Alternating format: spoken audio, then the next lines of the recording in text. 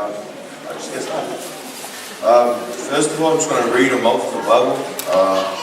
It is John 8, verse 15. Sorry. I am the light of the world. He who follows me will not walk in darkness, but will have the light of life. Whilst I am in the world, I am the light of the world. Amen.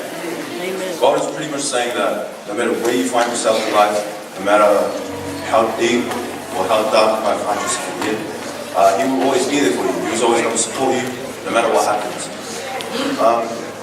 I've done some stupid stuff. I already know that, and I'm not afraid to admit it. Amen. And a couple of times I have looked to the Lord. A few other times, I just continued down that path, and it just got me even deeper into what I didn't want myself to be into. There was one time where I didn't come home until the very next day, and I asked myself, is this really what I want to do? It wasn't until my grandma, my old man, pulled me up and said, what are you doing with your life? I didn't know how to respond to that, because at that time, I was just roaming around. Like, I was just doing what a young kid's supposed to do, trying to live life to the fullest, but I was living it in the wrong way. So at that point, I asked myself, what do I want to do with my life? And I told myself, I want to be a chef. I wanted to cook for people. I wanted to make people happy by filling up their stomachs. And I looked to the Lord and I said, tell me what I have to do. My stepmom, she got me a job at an Asian restaurant. And at that point, I found myself, working late hours and, building experience in the kitchen. And now I'm a manager for that restaurant. Now I'm actually moving up somewhere. And I look back at where I was before and I ask myself, was that really what I wanted to do? So for you young youth, as I am young, I tell you guys, look for something that you guys want to do for life, because you don't want to go down the wrong path and end up in the wrong place. Because I know that I could have ended up in that situation too. So I relate heavily to you guys because I'm also you. I just want to read one more. Sorry about that. If we claim to have fellowship with Him and yet walk in darkness, we lie and do not live in truth. But if we walk in the light as He is in the light, we have fellowship with one another. And the blood of Jesus, His blood, purifies us from all sin. So don't be in denial. Don't tell yourself that come to church is the only way you're going to bless God. That it's your only way of praising God. Because you praise God in your own way. Whether it's outside church or in church, God is always going to be there for you no matter what struggle you're going through. And, I'm not going to relate this back to another story, but I have found God. I wouldn't say completely, but I am going towards that path where, I'm starting to find what God means to me and what He means to all of us. And I've tried to deny myself that, but I tried to be in denial that God isn't going to be there for me. I try to tell myself that because I thought in my mind that I'll be able to take this alone. That no matter what happens, no matter what challenge it is, I'll be able to take it because that's just the kind of mindset I had. And my dad always asked me, my dad always told me, change your mindset, you can't be like this. You can't live your life just flowing with it. And that's what I did exactly. But the more that I thought about it, the more I knew that my dad was telling me the harsh truth that you can't just go through life flowing with it. You've got to be able to do something. You've got to be able to tell yourself, I want to do something. There was a couple of times where I would always go against my dad. And I'm not proud of it, obviously. But my dad is my light. My dad showed me that if I'm to go down that path, that I would end up elsewhere rather than here. And I'm glad that I'm here today. You say that, bro.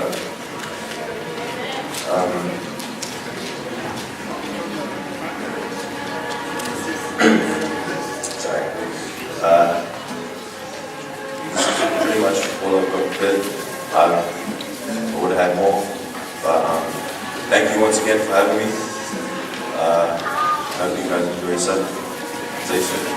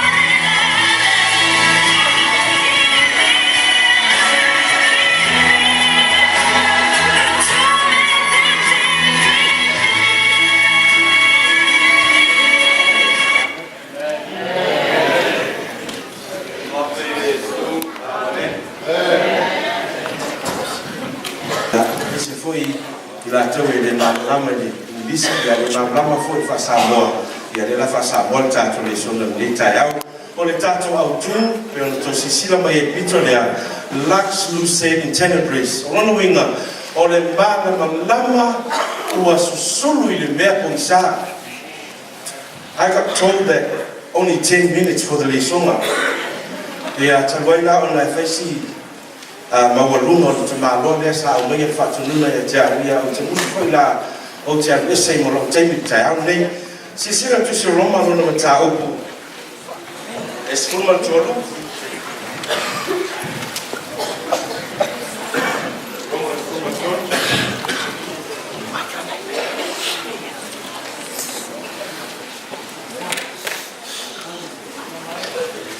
Roma rona ta skuma tolu Skuma lua vai skuma tolu ona fai upu ia la tatu vai e tai au nei a fe bona tatu fai tau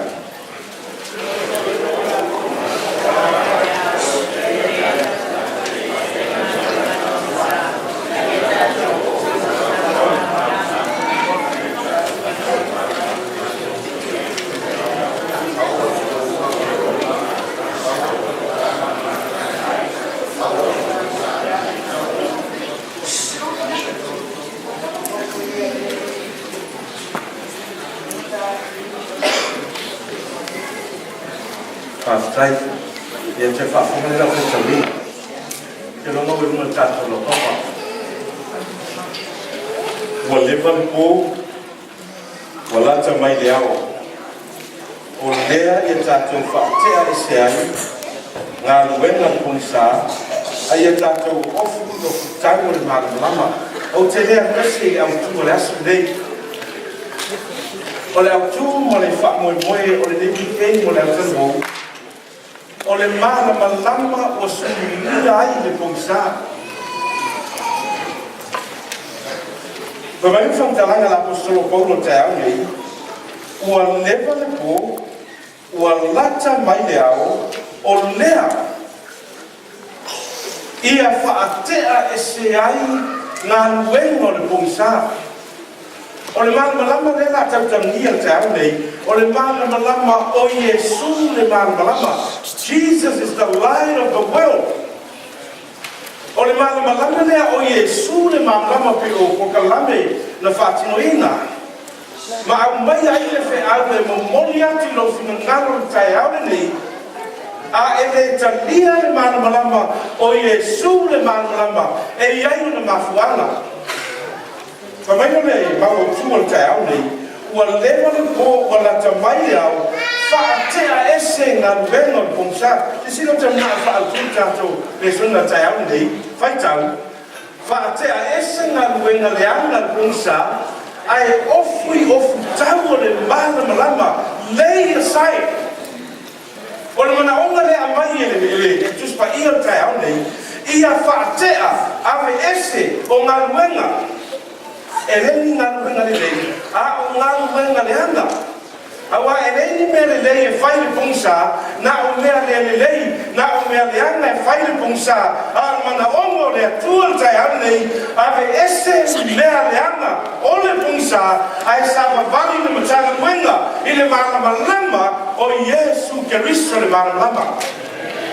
Se sila tātou sei whasara kono tātou na kukulo taimi, e tolu a vaenga mua talia le malama lama o Iesu Keristo le malama lama lea, ua wha malama lama ina ai o tātou tangata. Ia se sila tātou whaitau, sai a te ia le ola foi lea, o le malama lama lea o tangata. O le ola o rai le tua le ola po le malama lama. Ai whamaitus pa ia, sai a te ia le ola. In him was life, and the life was the light of men. O le nunga na o le au mai, e le mawhauna e talia le malama lama, le mawhauna talia le malama lama o Iesu Keristo, o le ua susulu mai, o le ata le o le ola. Pe a le whaatea ese ngā le ngā ama kungsa, amen. O le mana onga nau le atua le tai au nei, pe ia i sau tofi, pe te whaiwhi au, pe te le whaiwhi au toi ina, o le ala ti a kono, o le mana onga le atua, talia le malama aisia langa o le ola leo tangata. Te whasolo pe peno kati unga pupula malo tai whaitau. Ua pupula mai foi le malama le pōri uli, ai le talia le pōri uli. Pesi o le whawhitau ni lema le problem le letu lai mai nei. O leo wa esi na fia le malama, o Yesu le malama, o Yesu le ola. Ala wharu lape, e le mawhai e tā tau o na talia o le malama lea. Leo whamatana kuspaia te aune, whamai wa pupula mai le malama i le pōriuri. Ai le i talia i le pōriuri. O lai tautala i le tangata, lai manalawa, e nofo i ai le pōriuri. E tingana susuru mai le malama o le atua, le upumoni o le atua, le afionga le atua, ai nofo i ai e fia nofo le pōriuri. E wala tātou lista ngata la fia nofo pōriuri.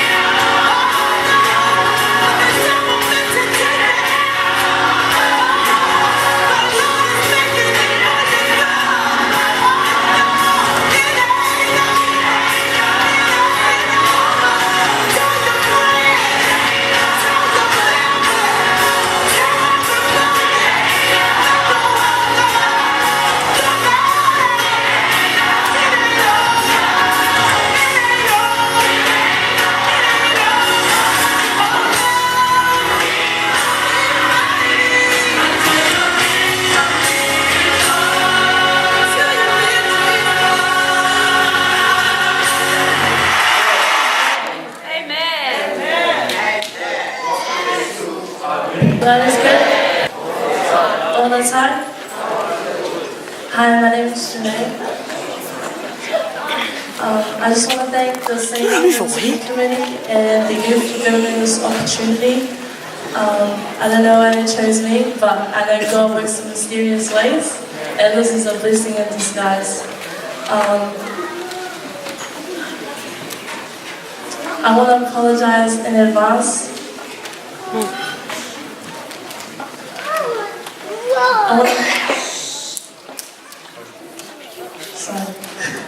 I want to apologize in advance as my first Samoan isn't great, so my speech is going to be in English.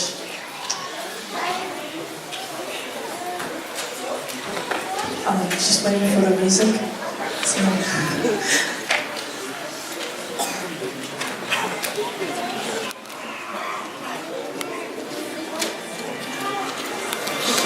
It's hard when you're born in the dark. Forever been searching for that spark of light. I realize now I can no longer put up a fight. As I live in the shadows and go through the night, I wonder if my heart could ever shine that bright. Bright enough to blind others that Jesus would give them their sight. As I look in the mirror, I give myself a fright. I'm like a candle waiting till the night.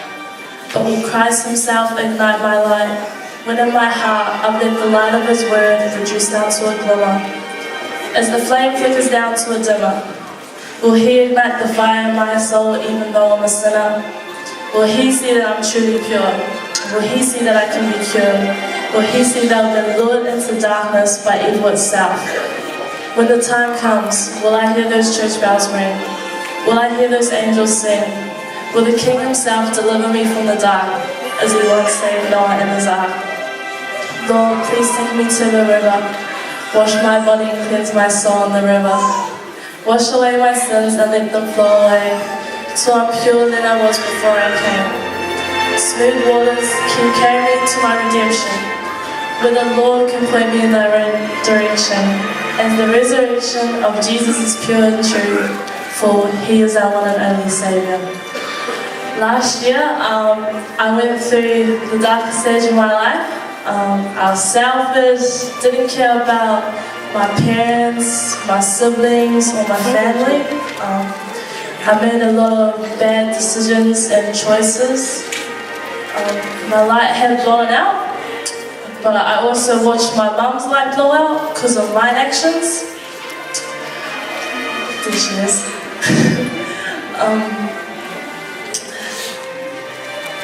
What I didn't realize was that darkness was not only overtaking my life, it was affecting people who I cared about and loved. It wasn't, my parents decided that they didn't want me anymore, and for my own good, sent me to live with Uncle Pastor Sonny. And it wasn't until I got on that plane that I realized that I let sin win, and it was too late. But moving to Melbourne, I found the light in the Lord. He forgave me and washed me of all my sins. It was a blessing and miracle in disguise. My parents now have never been more proud of me than they actually can't believe that I'm standing in front of you all today, preaching my own testimony. I only wish that I had found the light earlier that was deep within. All I had to do was believe.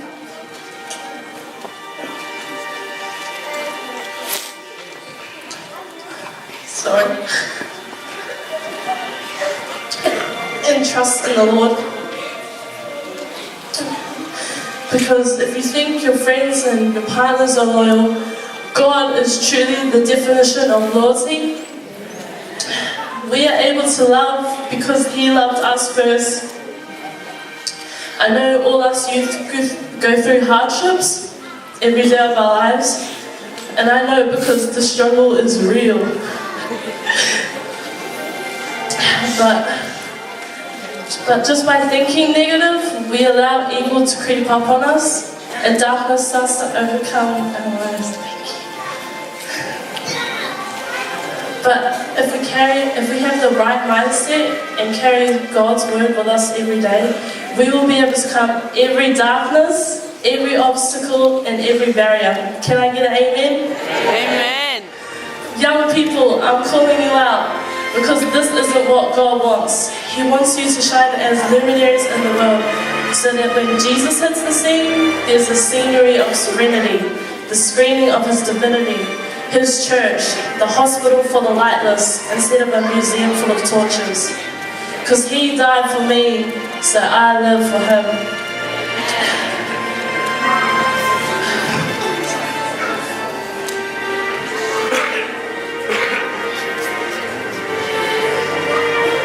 Sin washed away because of his grace, so that our church be an ocean, and let us be his children that walk in the light.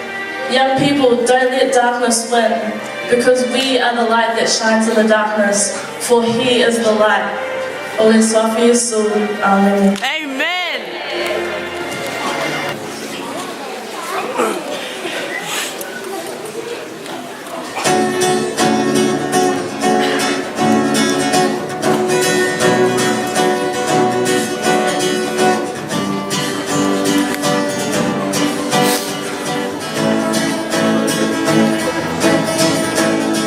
Ooh la la la, ooh la la la la, ooh la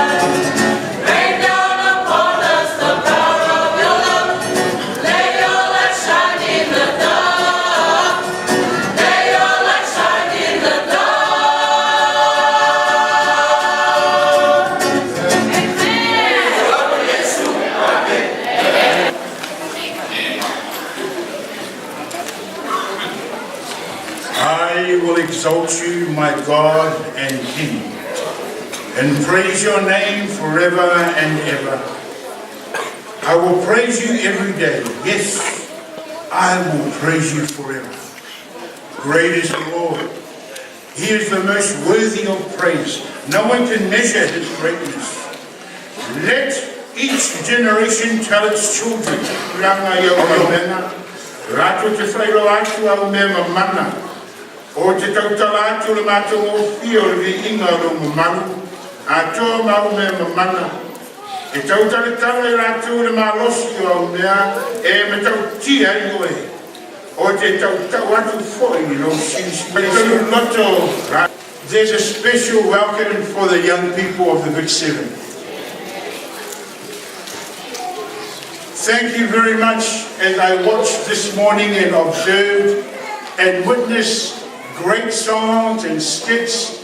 And I know many hours have gone in your preparation, and I know that you were inspired, and I see a lot of tears because you know that God is in this place. And I would like to welcome you, the Big Seven, the Okalvo, Yali Matamaitai. This is the Sabbath for you. And as the Sabbath is entitled, Lux Lucet and Tenebris, that God is our light in a place of darkness, and the darkness cannot comprehend.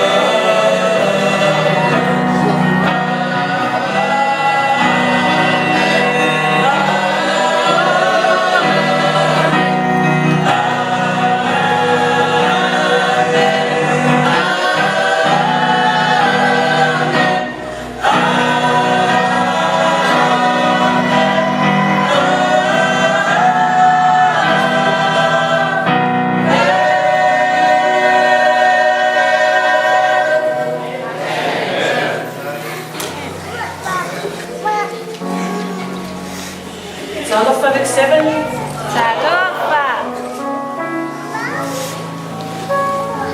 Talofa Lau Talavau Vic 7.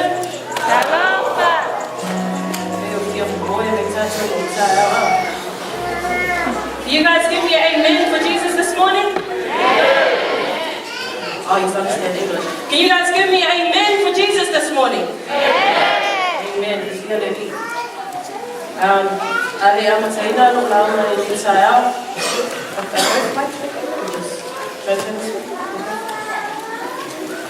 Ali Amataina, no Lauma, and Israel. Ramuana.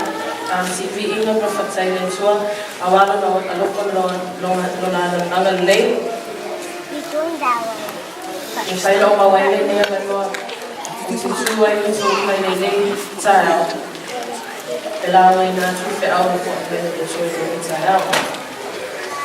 I want to thank our pastors, Pastor Tula Tufuma, and Pastor Fernand, Pastor Alcazari.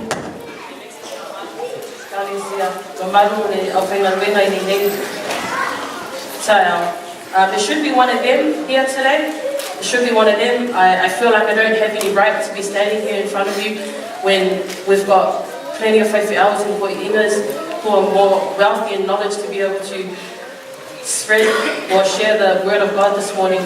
But I thank God for the opportunity. I thank them for the opportunity. Pastors of the Marina, God bless you. And I hope you guys are praying for not only the message, but for me, whom the message is coming through this morning. As you all know, I'm not a pastor. I'm not Ellen G. White. So I hope you are not expecting a big professional speech this morning. Even though I'm Vic 7's youth leader, I'm far from perfect. Even though I'm Vic 7's youth leader, I'm far from perfect. So today, before I start my lauma, I ask each and every one of you to look past who I am, whatever thoughts you have of me as a person, whatever you have heard about me, whatever you know about me, I pray that you put that behind you and let the word of God shine through me so that you'll be able to hear it this morning. Amen? Whatever it is that you've come with this morning, whatever burdens that you've come with, whatever thoughts you've come, whatever happened to you this week, or whatever's happening to you right now, I pray that you put it in front of God this morning and be able to hear the message through me. Amen? Ali amatina tatu laura limita sala tu tatu fia puno mai to ausi o sani tatu tsana. Yo mai na tu mai langi faftego no fumalo na lei fayona. Mato mawai nei ava no fatasi e uma mato se faito la nai fatasi me 7 sister e to la. Faftego la no mo feri le foi mai a tsaro au auna fatso va abatalea. O me whaina e mai e nei awa noa whaauna. E me whaina lao nei na e whiauna e nei sa pati. Lord, I pray that you be with each and every one of us who is underneath this roof. I pray that you be with those who are on their way. I pray that you be with those who cannot make it today. Lord, I pray that you speak through me. I pray that you bless the message and bless my mouth. So whatever comes out of my mouth today is from you, Lord. God, I pray that you bless each and every one of Vic 7 today whom this weekend is for. I pray that you bless our pastors, our leaders, our elders, and everybody here today. Pray that you forgive us of our many sins in your name we pray. Amen. Ole au tuan tatu lauma ne neitaiao, ole 2S lux lucet in tenebris. I know none of us are Latin, but in English it means you are the light in the darkness. Not the person next to you, not the person behind you, but you are the light in the darkness. Amen? A whasa moa foi, o oe o le marama lama i le pongisa. We've all heard this topic before. They say it's like a topic that keeps on giving. You know what I mean? You can hear it today, you can hear it tomorrow. We've heard it a million times before.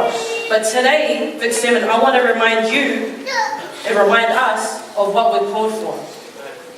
I want to remind us what we're fighting for. And I want to remind us what sets us apart from the rest of the world. Amen? Let's discuss light and darkness. So, my laua will mostly be in English today because I believe it's the best language to get through to our youth this morning. So I know everybody understands English, even our elders. So just bear with me, and like I said, hear the message that God has given through me. So let's discuss lightness and darkness. There's two types of people when it comes to being in the dark. They're one, either afraid of the dark, or two, they love the dark. Why? Because they can do their little. So this morning, I don't want you to look at me and think, no, I'm not here to what God has given me to preach to you today. I'm here to tell you exactly the way I read it. As I was reading this week, I was thinking to myself, should I say it like that? What if someone goes, how dare she? But then God said to me, who made your mouth? And I said, all right, let's do this. So we're here today. It says there's two types of people that when it comes to the darkness, it's either one, they are scared or they are afraid of the darkness, or two, they enjoy the darkness. They enjoy it. I'm not talking about literal darkness where, the lights are off and you're just sitting there in the dark corner by yourself. No, I'm talking about spiritual darkness. Okay, I'm talking about your spiritual darkness. I'm talking about coming here today, but really your mouth was at McDonald's this lunch. We only have half an hour. It's a quick 5-minute trip up the road. Hey, I'm not talking about the lightness where we have these very hot spotlights. I'm talking about the lightness which is Jesus Christ. Amen? Nothing good ever happens in the dark. Have you ever taken a walk in the woods at night? In Samoa, sometimes, before they had lights. Have you ever taken a walk in the dark? There's no stars in the sky, no moon. It's hard to see where you're going, right? You can even trip up on things that you wouldn't normally trip up on if there was light. Amen? You're bound to run into something. You're even bound to get lost. Just total darkness. Imagine there's no darkness. Just close your eyes right now. That's what it looks like, walking around with your eyes closed. Okay? Many of us now are stumbling around in the dark, tripping over things that you wouldn't if light wasn't present. I'm not talking about literal darkness. I'm talking about the darkness and emptiness that we experience in our lives today. Okay, so I'm not talking about, literal light and darkness. You might be sitting here thinking, scratching your head, no, this message isn't for me. But the truth is, Vic 7, this message is for all of us, even for me. I'm preaching to myself today. So if none of you feel the message, I'm all good. Because it's for me too. Amen? So, even though we want to look like we're followers of Christ, some of us has taken God's light and reduced it down to a glimmer. We as followers of Christ, we're called to shine in the darkness. We're not meant to mingle in with the darkness. If we call ourselves Christians, we say we know God, we know Jesus, so why are we still mingling with those in the dark? I'm not saying you have to be perfect. Half my hair is shaved. I'm not saying you have to be perfect. I'm not saying that you have to come here as somebody that you're not. Jesus wants to see you, but he also wants to see him through you. Amen? We've gotten so afraid these days of offending the darkness that we've turned off the light completely. In Matthew 5 verse 14 to 16, we'll just read Matthew.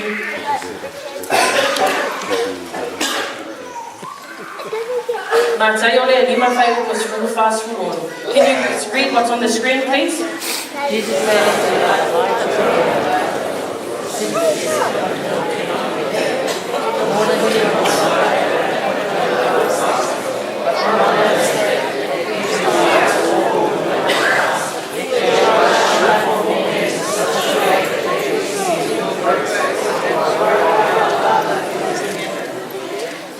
It says, let your light shine before men in such a way that they may see your good works and glorify your Father who's in heaven. It's not saying, let your light shine so that people may come and say to you and glorify you. It says, so that they may glorify your Father in heaven. Hey, lots of us, and I'm talking to you, lots of us will say, oh, you know, I don't want to do this because no one asked me to. I don't want this for finger because no one asked me. I'm the best piano player in the world, but I don't want to play the piano because no one asked you to. No one needs to ask you to do anything. God should be working through you enough to use the talent that He gave you in the first place. Amen. I'm sick and tired, I see you walking out, in and out, in and out, in and out. But you're missing the message. Not today, every day. Every Saturday you walk in here. What's the point of you coming to church?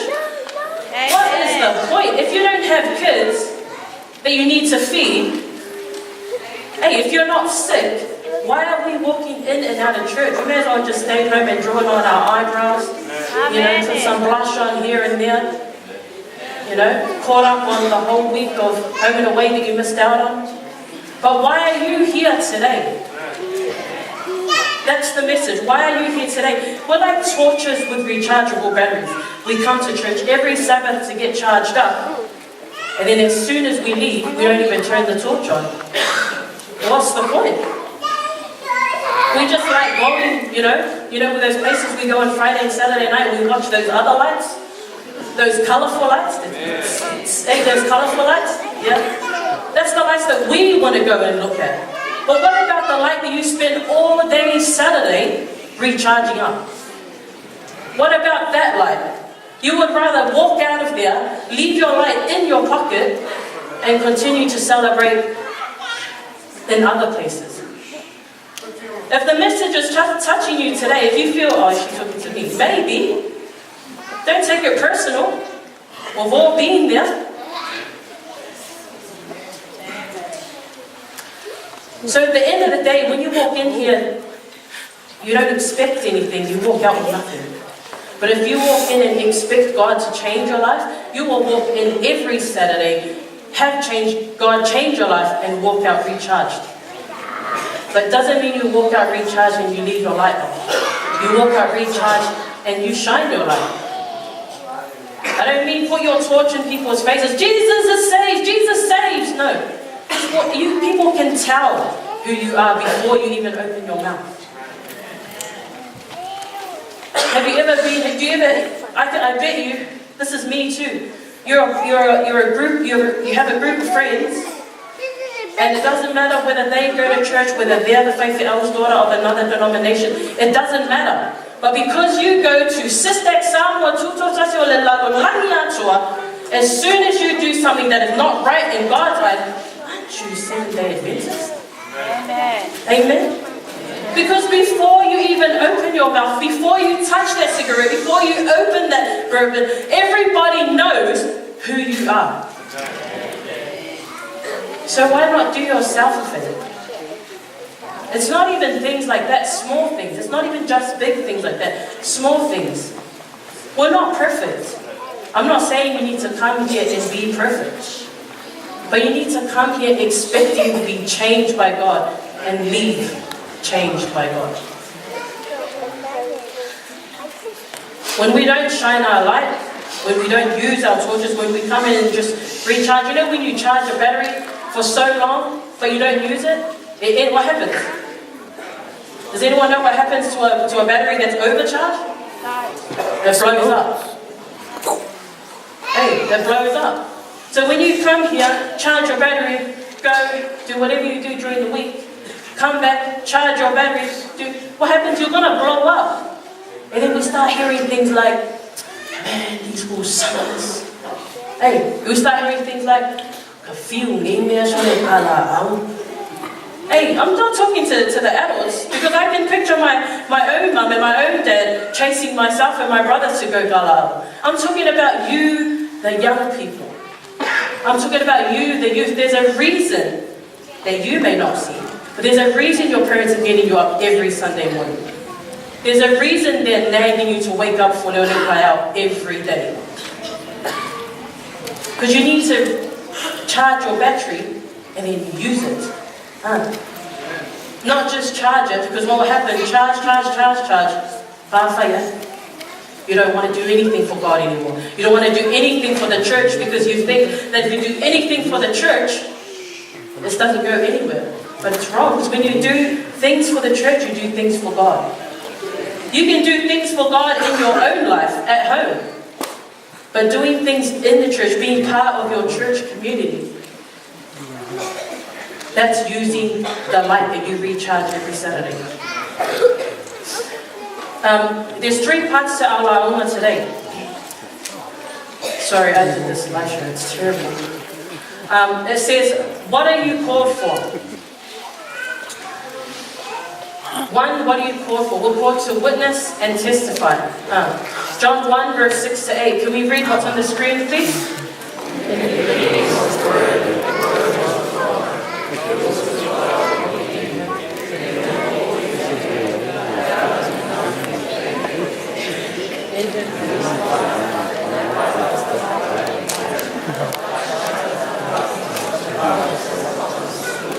Six.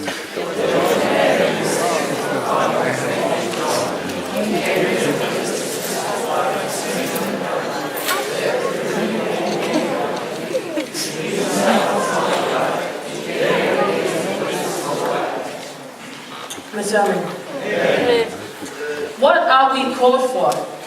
This verse says that we're called to witness and testify. It says, there was a man who was sent from God, his name was John. He came as a witness to testify concerning that light. Who's the light? Jesus. Okay? So that through him, through Jesus, all men might believe. It doesn't mean that when you go to the person and you shine your light, they'd want to believe. All men might believe. But as long as you've done your job and shine your light. Alright? He himself was not the light. He came only as a witness to the light. You know, Okolabo, we're called for lots and lots of work within the church. And as a youth leader, I sit back and watch. And sometimes I'm disappointed. But then, when I look at it as a youth, I see it differently. And you know, I'm proud that youths that are still here is still here. But it's time to do something with what you're doing.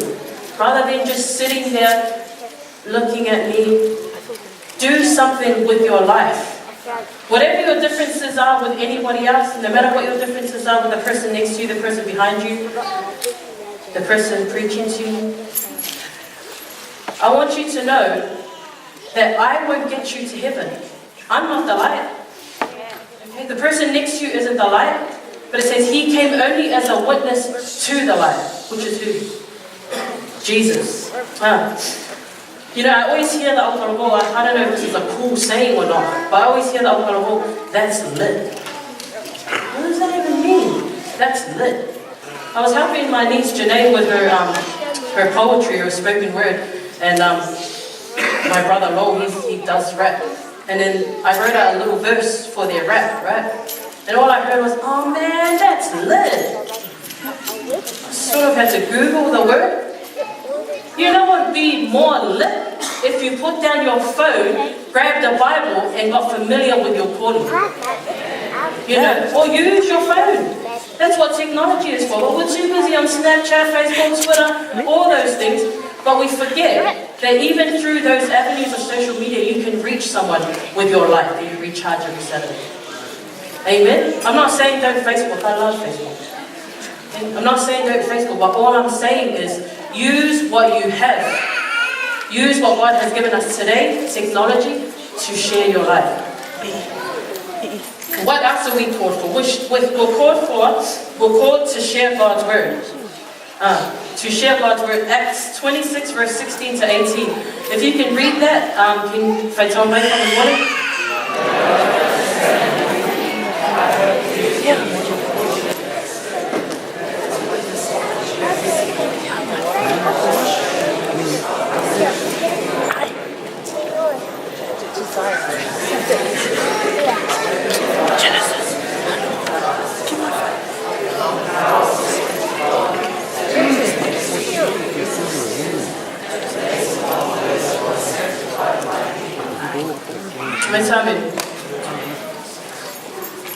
So the mole was pretty self-explanatory. I have appeared to you to appoint you as a servant, as a witness, to share God's word. It says here, of what you have seen of me and what I will show you. Verse 17, it says, I will rescue you from your own people. Even in the Bible knows that we need rescuing from our own people. Hey, we think that we're all good with the person next to you. You think that we're all good, you know. But there comes a time where you will need rescuing from your own people. So when you don't have your group of friends around, let's say your group of friends turns around and stabs you in the back, who do you have now? Nobody. And then you want to come and say, Jesus. You want to come back to Jesus, but Jesus wants you. It says, I'm sending you out to them. To open their eyes and turn them from the darkness to the light, and from the power of Satan to God. In this mole, it's amazing to me because it actually says, it compares the darkness to the power of Satan, and it compares the lightness to God, so that they may receive forgiveness of sins and a place among those who are sanctified by me. So one, we're called to witness and testify. Brody's program hit it right on the head this morning. If you were here for Brody's program, say amen. Amen. If you were touched by the program, say amen. Amen. Amen. But Brody's program talked about our Redeemer lives. Let all creation testify.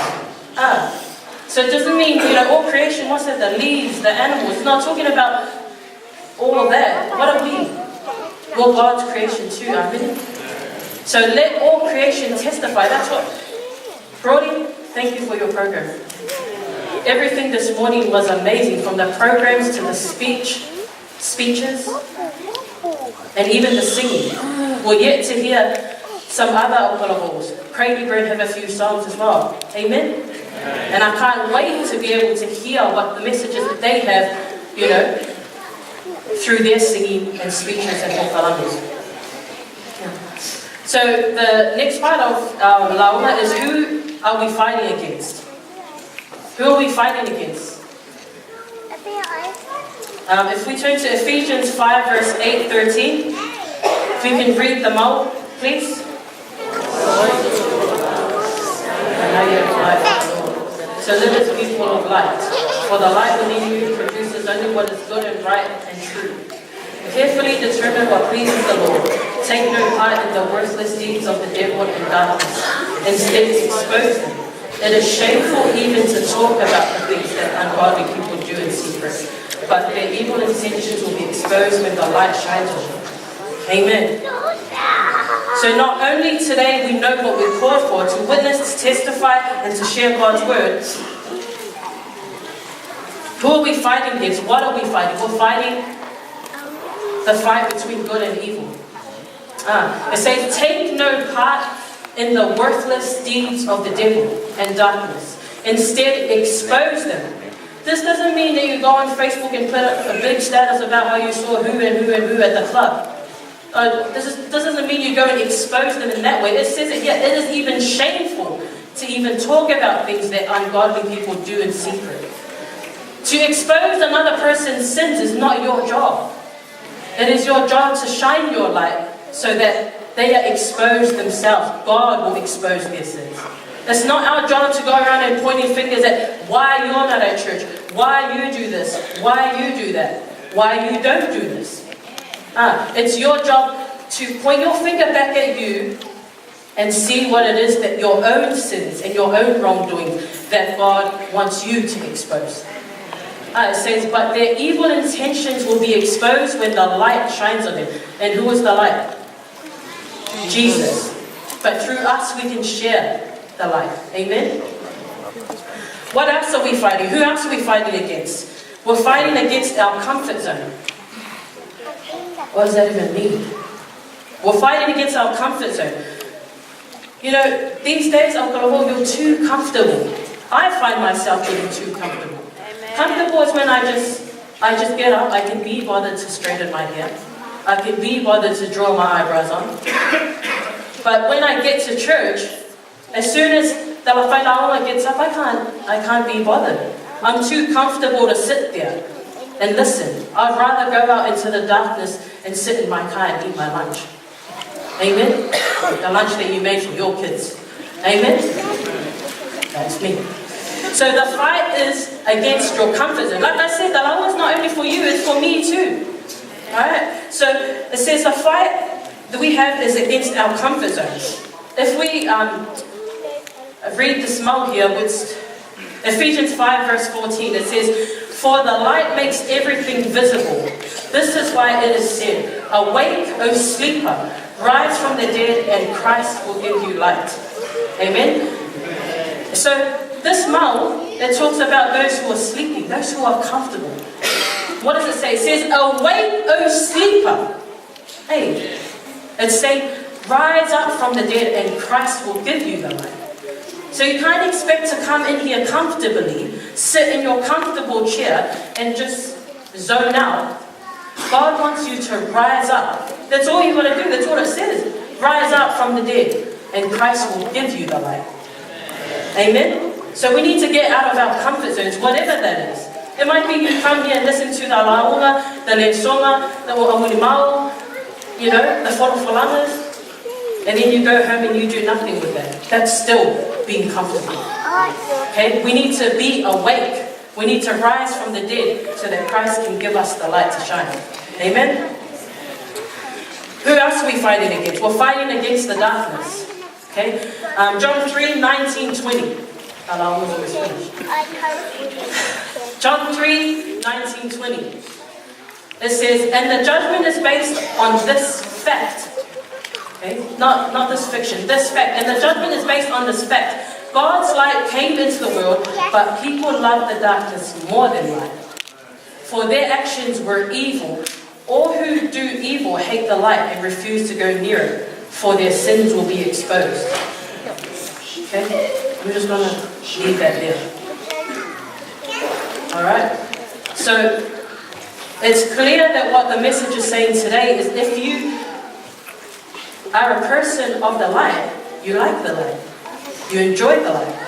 But if you're not the person of the light, then what is it? Then you like the darkness more. But there's a reason why you love the darkness. You remember the beginning of the law? Why do you love the darkness? Don't answer if you don't love the darkness. It'll expose you. Hey, but that's a question for you. Ephesians 6 verse 12. Is this Ephesians? It says, "For we are not fighting against flesh and blood enemies, but against evil rulers and authorities of the unseen world, against mighty powers in this dark world, and against evil spirits in heavenly places." This week has been a tough week. I've known that I'm doing the launga, I've known for about a month or two now. But every time I tried to touch the Bible, something happened. It was like, you know, those we've seen Charm, you know those witch movies when they go to touch the witch's book and it flies away? That's what it was like. Not literally, I don't have powers, but that's what it was like.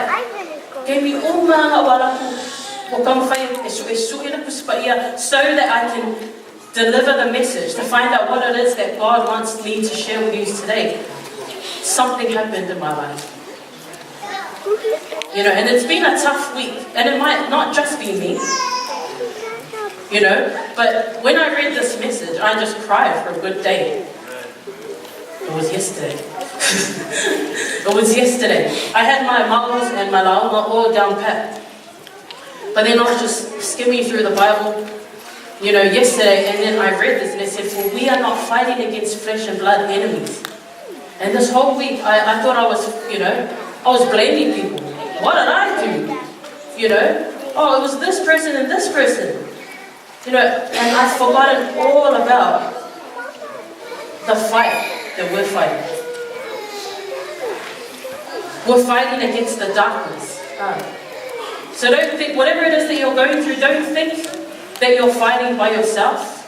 Everybody has their own individual fight that you don't know of, you don't need to know of. But you think to yourself, and you go back, and this small man, it's highlighted in my Bible. Because it reminds me that I'm not fighting with my family. I'm not fighting with people of the church. I'm not fighting with my husband. I'm fighting against evil rulers and authorities of the unseen world. I can't see who I'm fighting. But the funny thing is, the devil works. You know how they say God works in mysterious ways? No joke, so does the devil. You know, he sits behind another person and uses them as a puppet to get to you. Don't let that happen. You know, I'm so happy and proud to see Craig here today. You know, back when we were having all those irrelevant meetings, I asked Pastor Atta, and I said, you know, I don't know what this means for me as a youth leader and for Craigieburn, but whatever happens, am I still allowed to invite people? And he said, you know that God is working in what you're doing if they show up. And thank you, Craigieburn, for being here, not just for me, but for you and for everyone else here. It makes my heart, I'm not crying because I'm sad, it's tears of happiness. Whatever it is that you're hurt or Craigieburn and the rest of Makamaguela, it doesn't matter. Just know that we're not fighting this fight alone. You know, you might walk in here and feel, oh, everybody's talking about us. You can be guaranteed that I'm not talking about you. And I'll be praying that you guys make it here today. So thank you for being here. God bless you. The last part of our laua is the most important for me. Because it explains why we're set apart from the world. Why do you think we're set apart from the world? One, we know God's Sabbath. Amen? If you believe Sabbath is on Saturday, amen? It's not Sunday, amen? Amen. Although we can visit. It's always nice. We're set apart from the world because one, we know God's Sabbath. Two, we know God and what God wants of His children. And three, we're the light of the world. Amen. Like I said before, whatever you are in your group of friends, whether you're the boss of your group of friends, whether in any group of friends that you're involved in, it doesn't matter what you do, you will always be looked at different because of who you are. Not who you are personally, but because you know the Sabbath. Because you know God, you will always be looked at differently. You will be a light to others. Your light shines so bright. That's why people look at us carefully. No, that's the word. This doesn't mean that you need to act or try and be something that you're not. You need to glorify God and not yourself. It means be who you are. You're the light. Even a little light makes a huge difference. Light a small candle in a house with no electricity at night, and you will see, though the candle is small, it still allows you to see in the darkness. Amen? You might be the only light someone ever sees. Some people are going to be able to see Christ through your light. People appreciate little things because most of the time people don't go that extra mile. Just because you come to church doesn't make you the light. Just because you know the Sabbath doesn't make you the light. But what you do, even the smallest things, dropping change into that homeless man's bucket, shows that you're the light. Let your light shine in everything because you are the light. Being a light is the work of God, conforming you into the image of Christ. You can't try and be the light. You can't try and be the light. You either are the light or you're not the light. You can't try and be a Sabbath-keeping Christian. You either are a Sabbath-keeping Christian or you're not. I want to end off our launga in a story.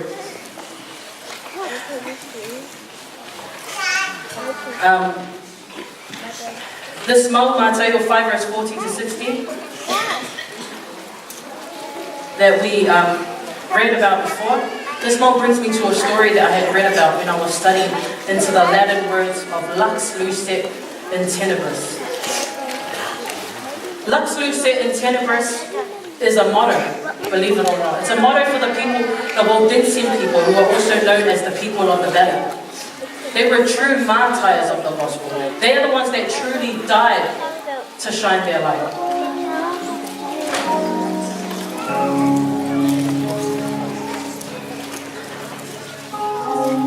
This story, they've known about the gospel since the 1st century, and they've been teaching it to generation after generation. Up until the 5th century, when they refused to recognize the Church of Rome. The bishops and the popes had set themselves up with political power. They lived in a lack of wealth and luxury. They claimed that they were the final authority on all things Christian. And they insisted that every Christian, everywhere, were under their jurisdiction. They went as far as to deny the work that Jesus had done on the cross. That's why when you see them, they don't confess straight to God. They confess in little booths to each other. They denied the saving power of God. They denied that the Jesus blood cleanses us from all sin. They took the existing pagan system of confessions and penances and purgatory, which the Romans had done in worship of the pagan god called Mithra, the bull slayer, and called the system the Christian way. They declared the death of Jesus on the cross to not be good enough for anyone. They told people that they had to suffer for their own sins. My question was why? When Jesus died on the cross for my sins, and he wasn't. Among many other people, the Waldensians, or the people of the valley that owned this motto, lux lucet in tenebris, they were known to suffer at the hands of the Roman Catholic bishop and pope. All Bibles were to be burned and never to be used again, but not for the valley people. They did everything they could to continue to share the gospel and teach it to generation after generation. They hid in mountains. They fellowshipped in cold caves. Their motto was lux lucet in tenebris, the light in the darkness. Although they were in hiding, what they would do is they will unstitch clothing. Adults, children, just imagine the child next to you. They would unstitch their clothing, place bits of the Bible in there, restitch it up again and send them out to share God's word. If they got caught, they died. And we're sitting here, you're sitting here, taking advantage of God's word, taking advantage of being able to fellowship happily in those comfortable chairs. They had to hike up mountains just to be able to hide so that they can praise God. And some Saturdays we get up and we're like, I can't be bothered today. I can't be bothered today. So are you really the light? Can you really call yourself the light? Today we're sitting in comfortable warm chairs, fellowshipping and praising God. Some of us don't even want to be here. But these people, mums, dads, children, grandmothers, grandfathers, they climbed those mountains, sat in those cold caves. They didn't need motivation to come to church. If anything, that should have motivated them to stay home. Who would want to get killed just for saying, Jesus, I love you? Who would want to get killed just for sending out a verse of the Bible? They didn't need approval or acceptance from people to continue to share God's light. They didn't need or wait for somebody to die. What are you waiting for? What are you waiting? They used that excuse to keep praising God. They used that excuse to keep sending out their children, getting them killed just so that God can shine through them. They have been sharing God's light since the 1st century, and even through persecution and execution, they still chose to be the light. What's it going to take you to come to the light? Don't look at the person next to you, don't look at me. Look at yourself. Close your eyes and look at yourself. What's it going to take you, Vic 7, to be the light?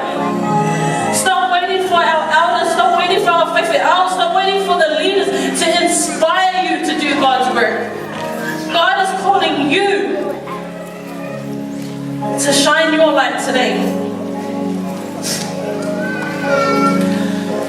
I faced a mountain that I've never faced before. That's why I'm calling on you, Lord. Jesus came to bridge the gap, I know to reconnect us with God and make right our eternal habitat. For when Adam and Eve ate from the tree of knowledge of good and evil, God immediately knew that there would be a costly retreat. His people too precious to be disconnected forever, so he gave his only son to mend what had been severed.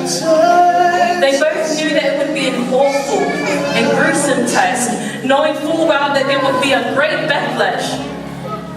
Jesus would be rejected, dissected, and ultimately disconnected from the love of his Father. He would be physically slaughtered by the ones he came to save. Us, we, the sinners, would put him in his grave. And yet still he came humbly. To be born in a manger, tiny in stature, yet our great Messiah, our redeeming Savior, he came to be an example to us, to show us how to live a life so sweet, how to remain under the hand of God and be a lamp unto our feet. As we meander through life, Vic 7, and constantly wonder, he patiently waits for us, his sons and daughters, to welcome his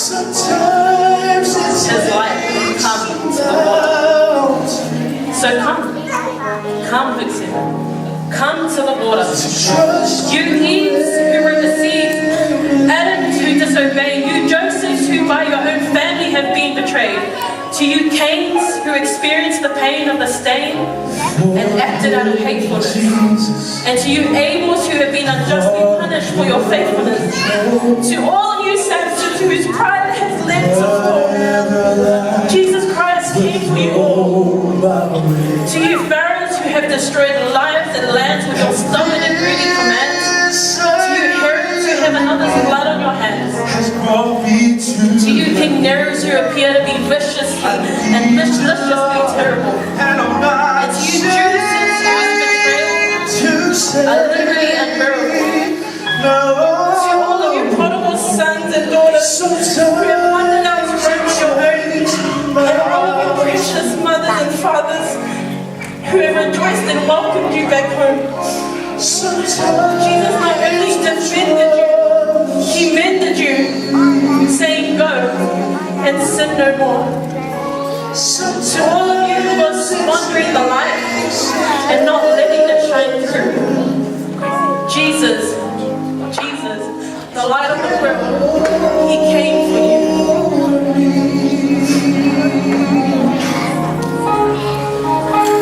your love is so stronger than whatever troubles me. Sometimes it takes a mountain to trust you and believe. Vic 7 de Neo Yaku. You, what's it going to take for you to believe? Is it going to take a mountain? Is it going to take a death in your family? Is it going to take someone to get ill and you can never say I love you again for you to come back to Jesus? Don't make right with me. Don't make right with the person next to you. Make right with God and everything else will be okay. We're here to learn about God so that we can share His light. Your love is so As Alpha is singing the song this afternoon, I pray if you feel like you need to be renewed, like you need God's blessing on you this afternoon, I pray that you stand up today. You don't know. You don't know if this is the last youth weekend you'll ever get. Brody, thank you for your whispers. Craig, thank you for your whispers. These are not idle. These are still shedding the light. If you feel that God has touched you today, if you feel like you don't need to wait for anything else, you want to believe now, you want to shed your light now, stand up, close your eyes and give everything you've got to Jesus. I'm not going to forgive you. I'm not going to show you the way.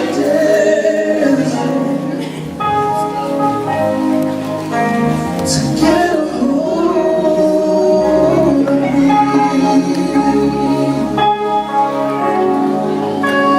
Your love is so much wrong.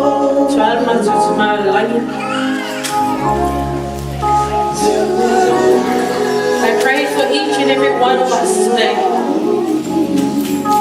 Half of my message was planned and half of it came from you, God. God, thank you for your blessings.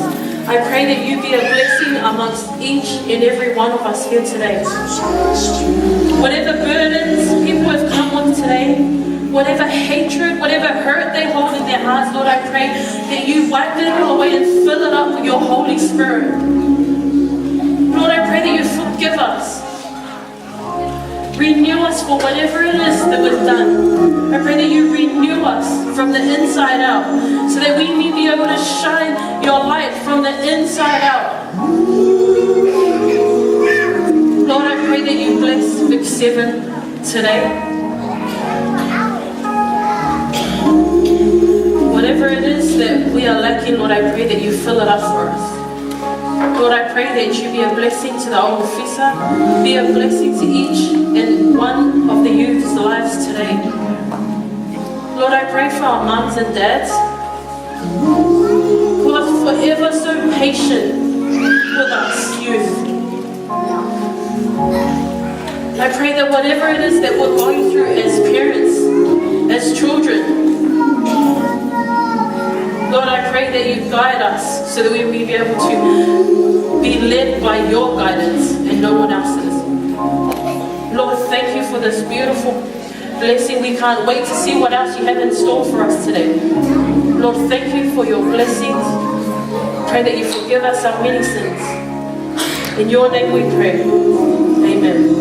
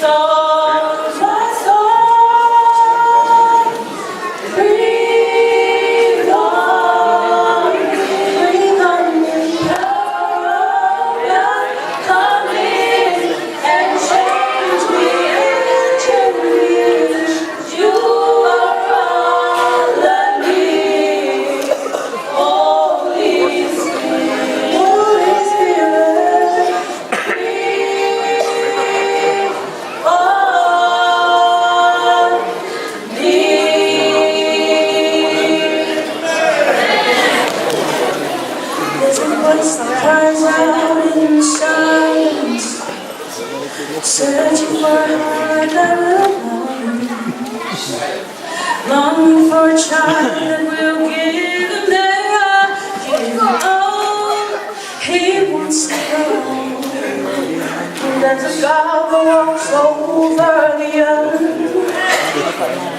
searching for a heart that is desperate, longing for a child that will give them their all, give it all. He wants it all, and He says, love me with your whole heart. He wants it all today. Serve me with your life now. He wants it all today. Bow down, let go of your idols. He wants it all today. He wants it all today. He wants it all. And there's a God that walks over the earth, searching for a heart that is desperate, and all longing for a child that will give it their all, give it all. He wants it all, and He said, love me with your whole heart. He wants it all today. Serve me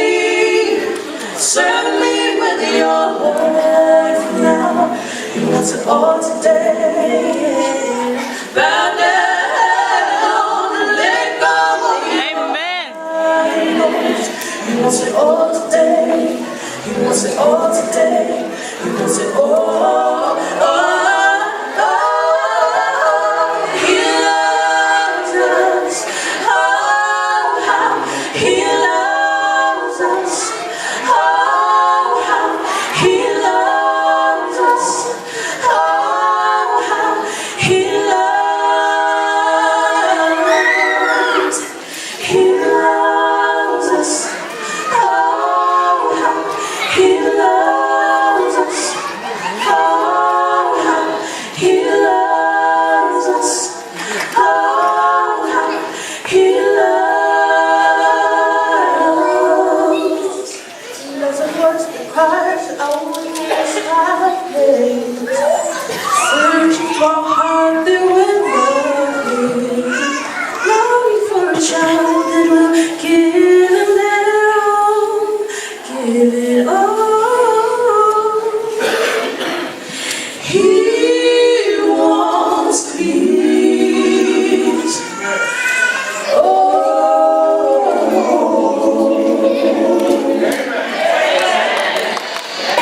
Do you agree to that?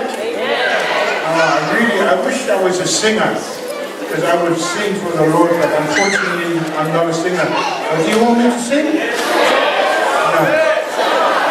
Yes, woman sang, they said, woman, but what is singing on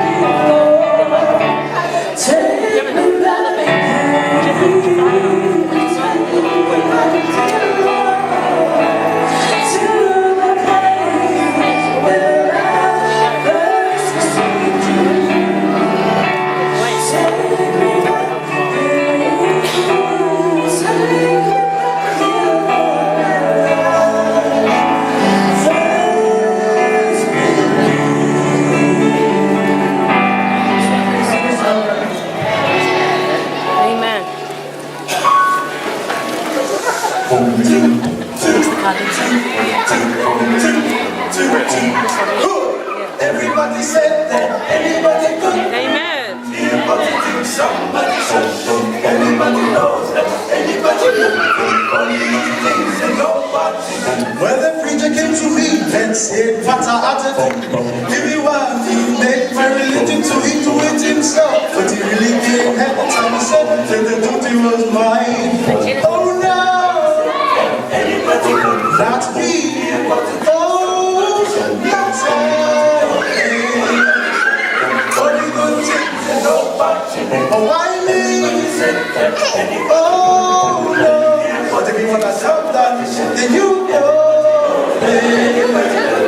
All the good things and nobody. Then the deacon came by and said, give me a hand. Everyone, we going to the promised land. Here is something that I don't have time to do. So I can give it to you. Oh no. Why me? Oh, what else? Only good things and nobody. Oh, why me? Oh no. But if you wanna sometimes, then you go. Only good things and nobody. When I'm too busy, so I tell everybody, you want to get done by somebody. It could be done by anybody, but nobody, nobody, nobody, nobody, nobody,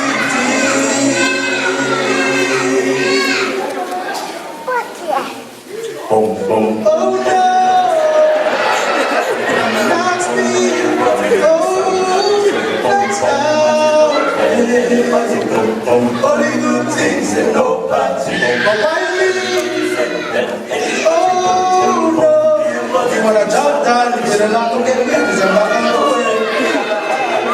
Only good things and nobody. Only good things and nobody.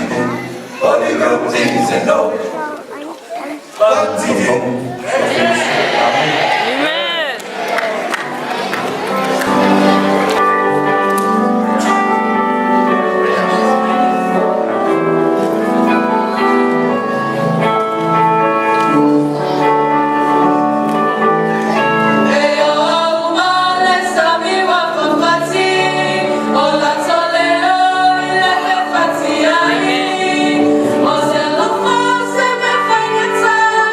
Yeah.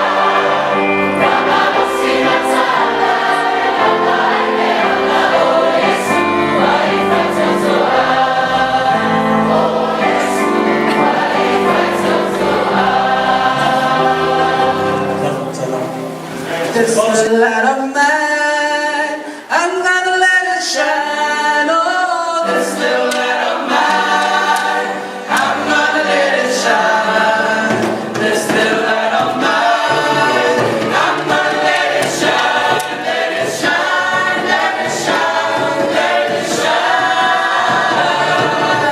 This little light of mine, I'm gonna let it shine. Oh, this little light of mine, I'm gonna let it shine. This little light of mine, I'm gonna let it shine. Let it shine, let it shine, let it shine.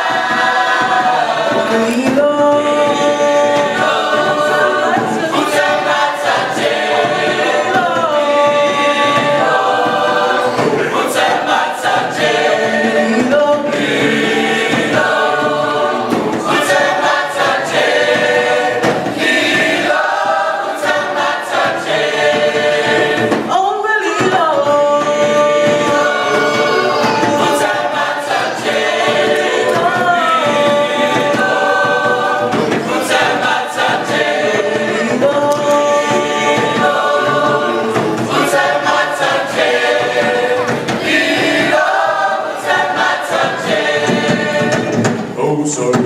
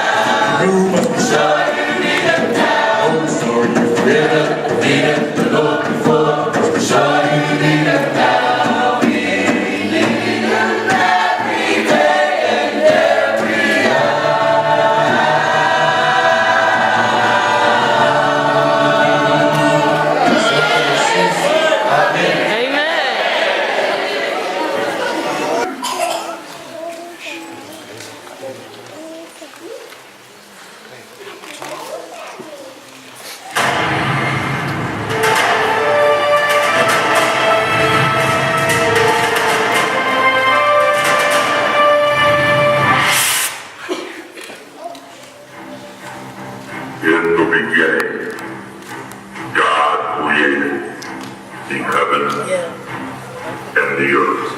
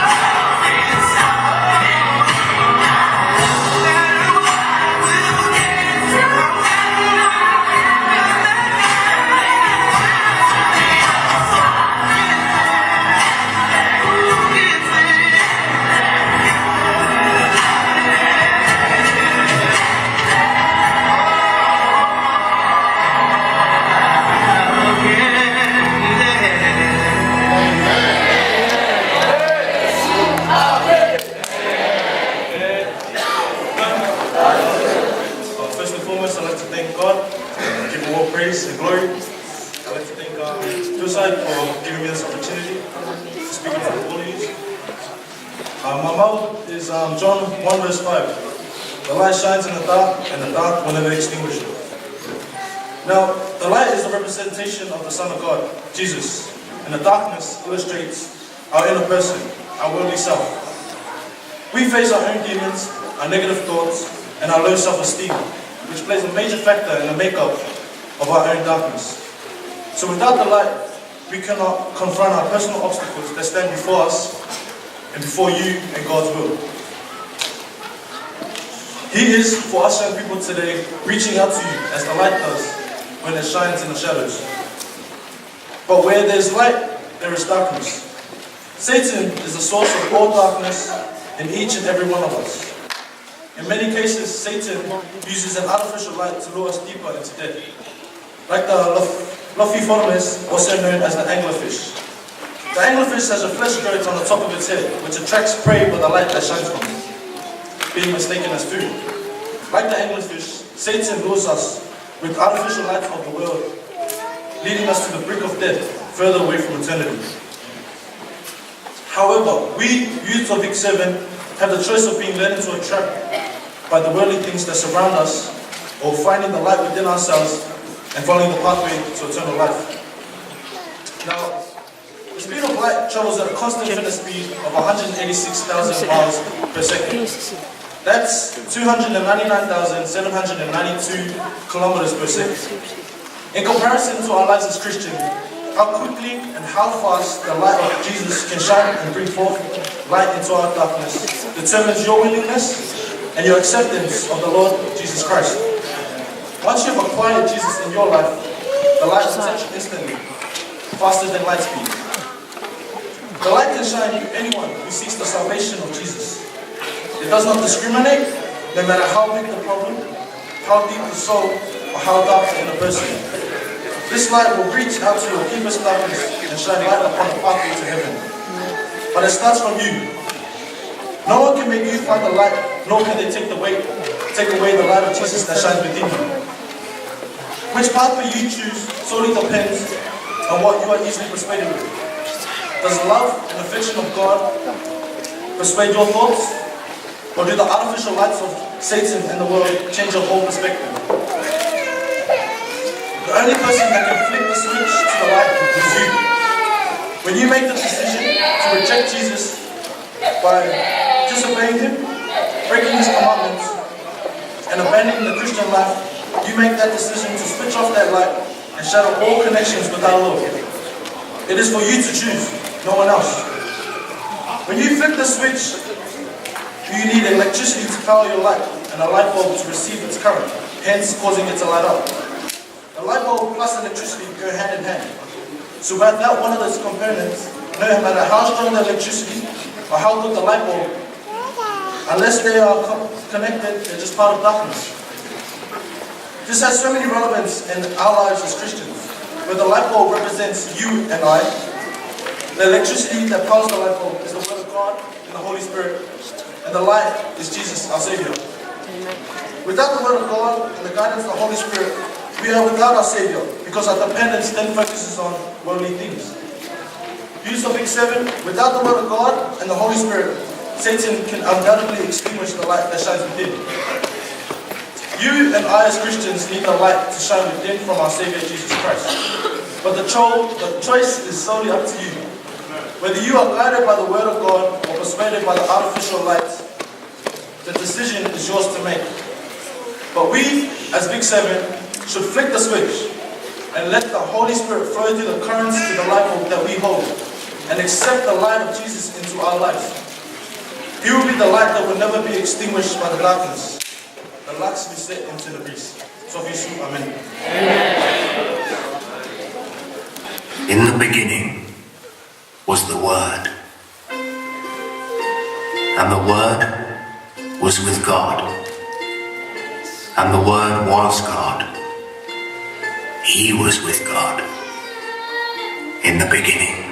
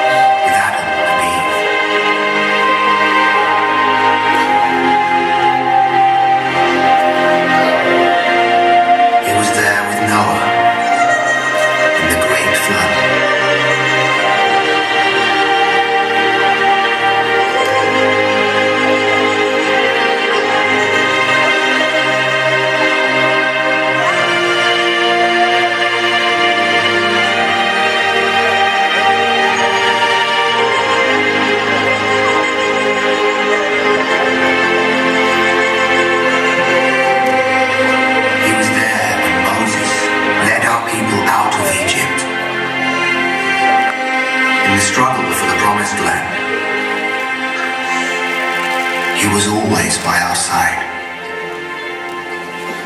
He was the light, shining in the darkness.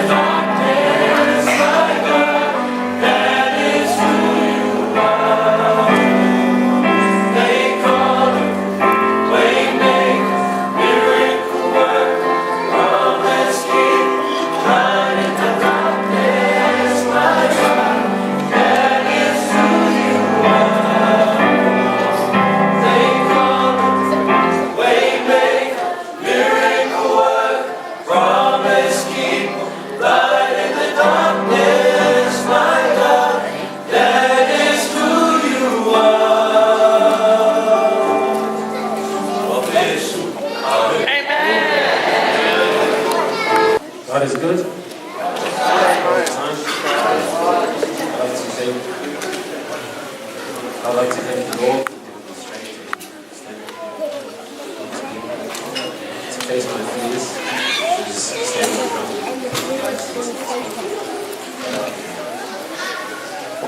my testimony is not going to be about me, not that I do want to share that sort of stuff. But I remember one of the pastors telling me, if you want to tell a story, or look for a story, look in the Bible. Because they show you the best love story, the best horror story, the best any genre, any genre. Find it in the Bible. So the story that I'm going to share is one of my favorite stories in the Bible. It's a story about Job. Everybody knows the story. Job begins with a strange story taking place in heaven. It starts off which is described like a heavenly command center. Where God's there and all his angelic creatures called the sons of God. All recorded for Judah. And God points out this one guy, Job, his servant. It shows how righteous he is, how good he is. Then one angelic creature approaches.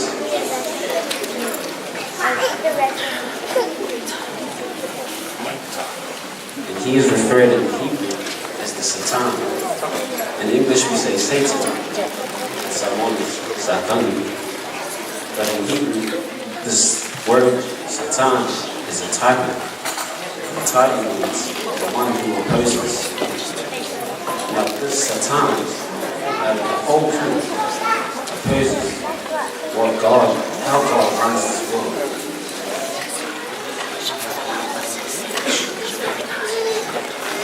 God says, or what the Satan says to God is, Job doesn't actually love you. He only loves you because what you reward him. So if God takes away all the good things that he gave to Job, then you will see the true color. So Satan thinks that Job is only working the system. Maybe he's only obeying just to get what he wants. So God agrees with this experiment and allows the Satan to inflict suffering on Job. And Job loses everything and everyone. Can you imagine that? Losing everything that you love. I'm not a parent, but I can imagine what a parent feels like if they lose their children. I can imagine the Job's thing. He loses everything and everything that he has. And now remember, Job does not deserve any of this. But what's remarkable is Job is able, in the midst of all these suffering, Job is able to still praise God.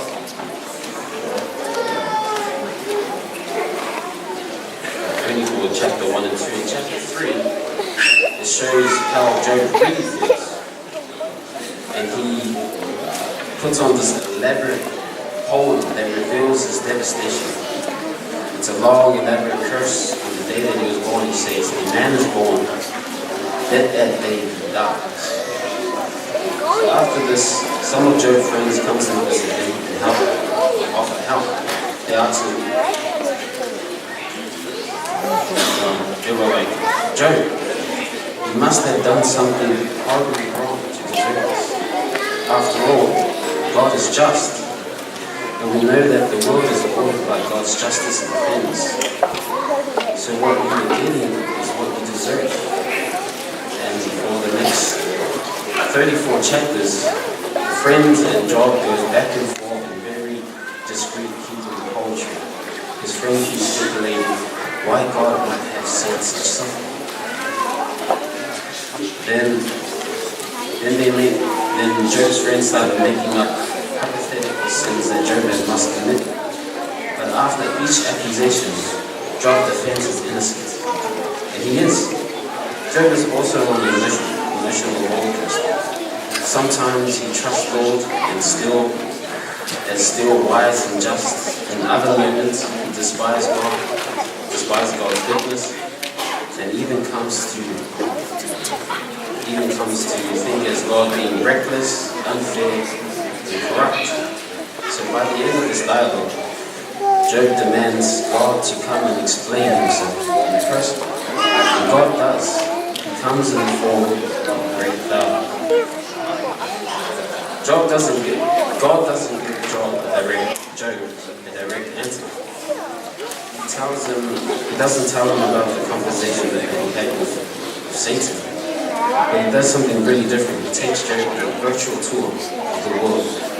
God shows Job how grand the world is and asks him if he's even capable of running and understanding just for a day.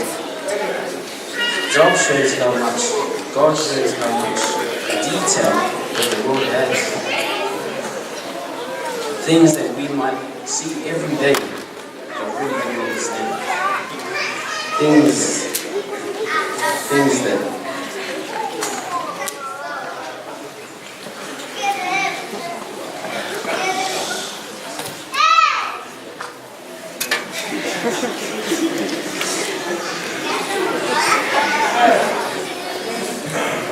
things that we might see every day, but we don't understand. But God does. God understands this intimately, every little detail.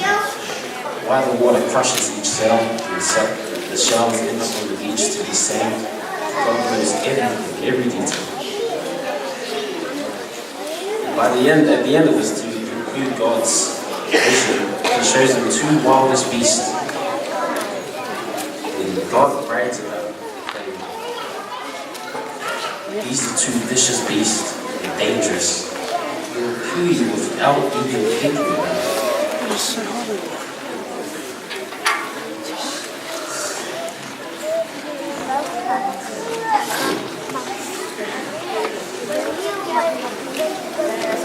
God says that they're not evil, they're part of God's good will.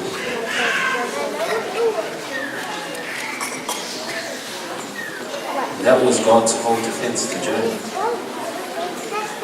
What does it mean? In Job's point of view, God is unjust. But in God's point of view, He's so much infinite, bigger. He is dealing with, when He makes His decisions, He's dealing with an infinite bigger, and He's dynamically interacting with the whole world, the whole universe of complexity when He makes His decisions. And this is what God calls His wisdom. So Job asking God to come and explain Himself is actually meaningless. No one can even comprehend this kind of complexity, even if you wanted to. So where does this leave us? It leaves Job in a place of humility. He never knew why he suffered, but yet he was able to live in peace and in the fear of the Lord. That's not the end of the book. God restores Job double everything he had. This is a surprise to me. Is this a reward? Is God saying, congratulations, you passed this elaborate test? No, the book just made the point that Job losing everything wasn't a punishment, so everything coming back wasn't a reward. So then why is Job coming back? Well, God in His wisdom decided to give Job a gift.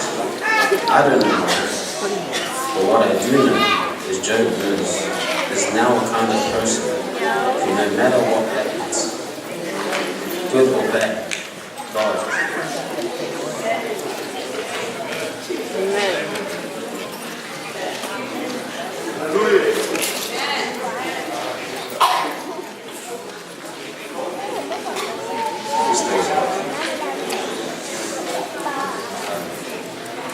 No matter what comes, good or bad, he can trust God's wisdom. And that's the story of Job.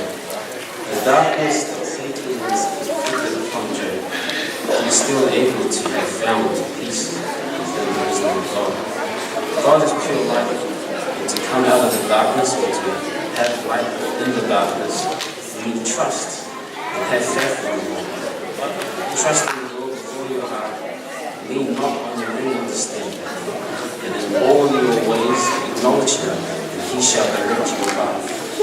Do not be wise in your own eyes. Fear the Lord, and depart from evil. It brings health to your flesh, and strength to your bone. Trust in the Lord with all your heart. Your heart is bigger than your head. What you can feel emotionally, what you can grasp, what you can see, what you can perceive, what you can connect to from the heart of men is so much significant than the mind. The mind is not significant, not insignificant. It is important. But the Bible teaches some very profound things. The places of the heart and the places of the mind.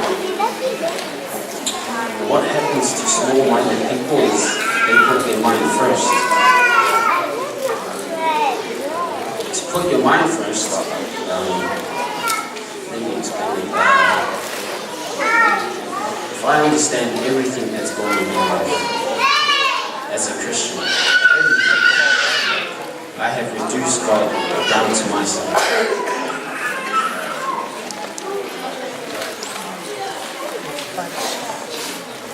It is important to have parts of your life buried in mystery. Mystery is important just as revelation. In my quest to know God and to serve God, I gain understanding. But in my progression into the kingdom, I shall always have enough of the stuff that I can't explain. I can't control my life, so that I have to have reason. That is the reason for trust. I need that. Is a barrier that we need to have ministry as well as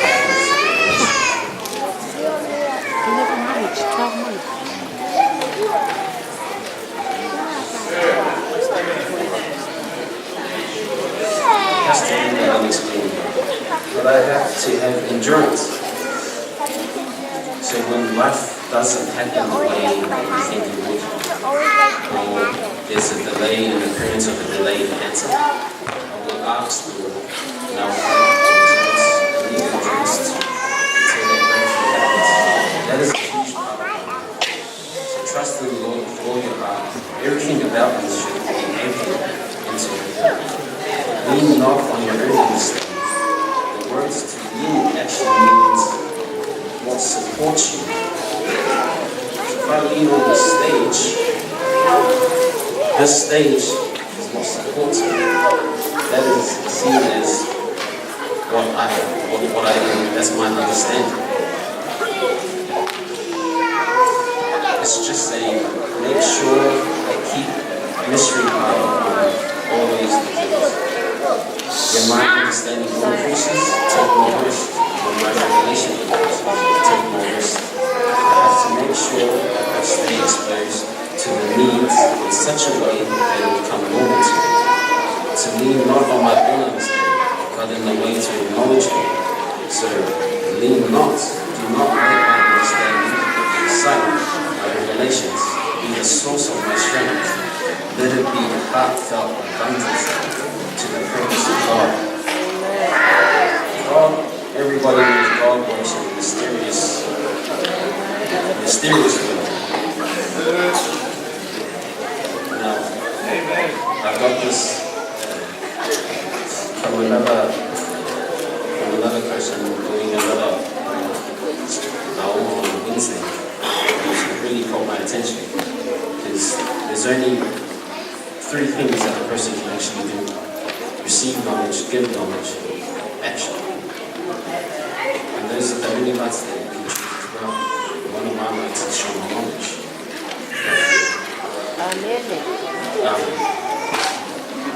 In Genesis chapter 3, you see God's plan from the beginning in Genesis. Now God works in mysterious ways, and these are the type of things that God does. In chapter 3 is the genealogy. Starts from Adam and it ends to Noah. Now, most people look at what you need to look at is inside the bookmarks for what the name means. Now, Adam,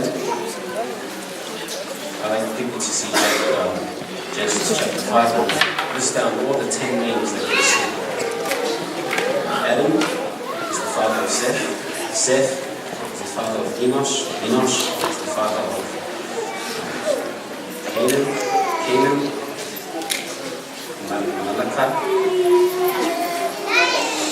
Malacca is Jared. Enoch, Melisatha, Lamech is the father of Noah.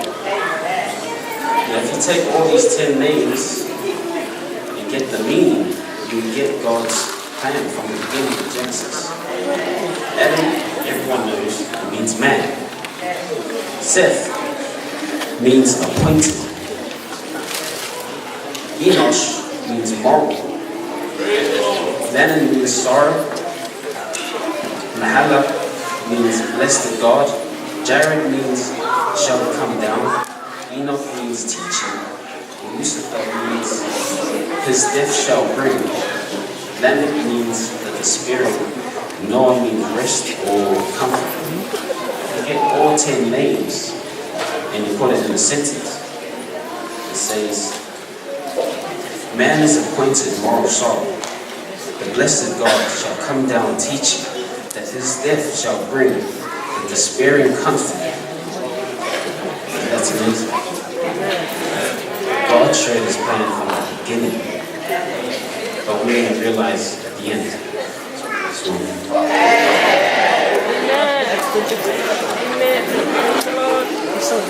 Amen. Mesa minute tala ya choba sate. Mum's got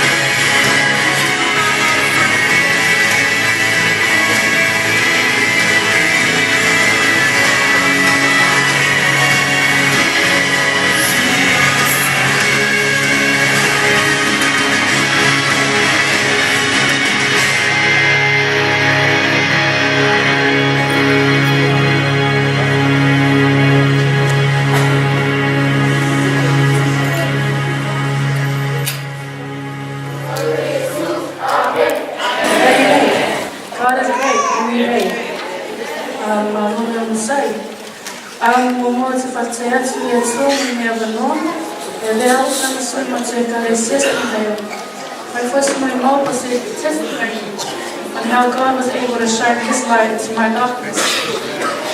I'm doing it a little different. It's my story. Talking about myself. I know it might be irrelevant to you all, but I want to try and reach out to the youth with my story. And I wrote this in a poem, and I hope you guys are able to gain something or understand what I try to say. A child was born in this world where a mother did not want.